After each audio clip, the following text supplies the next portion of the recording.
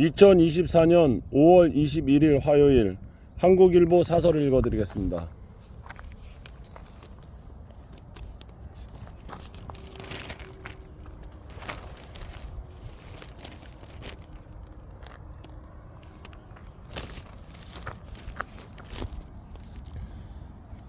최상병 특검법 거부권 행사 후폭풍 감당할 수 있나?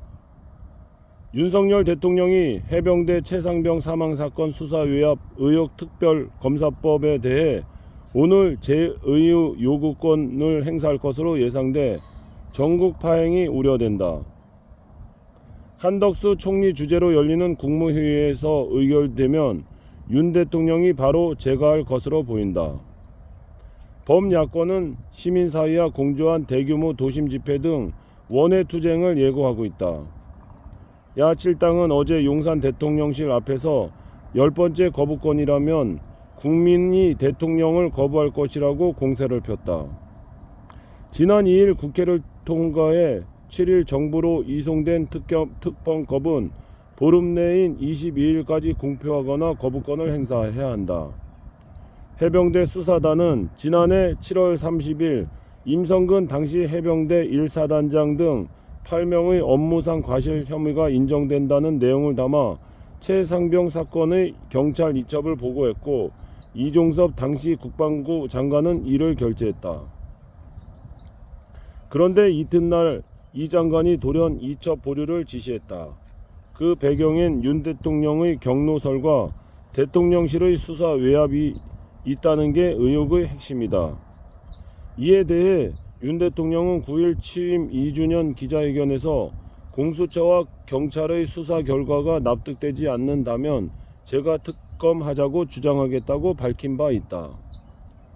반면 군 검찰은 최근 최상병 대통령실 외압 의혹을 쟁점이 아니라는 의견서를 군사법원에 제출한 것으로 알려지기도 했다. 거부권 행사 시 대치 전국은 불보듯 뻔하다. 야당은 국회 재의결을 추진하고 부결 시 22대 국회에서 김여사 특검법과 함께 재발의하겠다는 입장이다.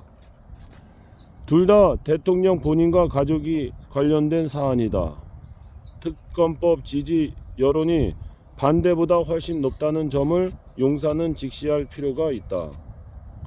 공수처가 일부 성과를 내고 있지만 대통령실 관여된 의혹을 신속히 제대로 수사하기엔 부족하다는 걸 모르는 국민은 많지 않을 것이다.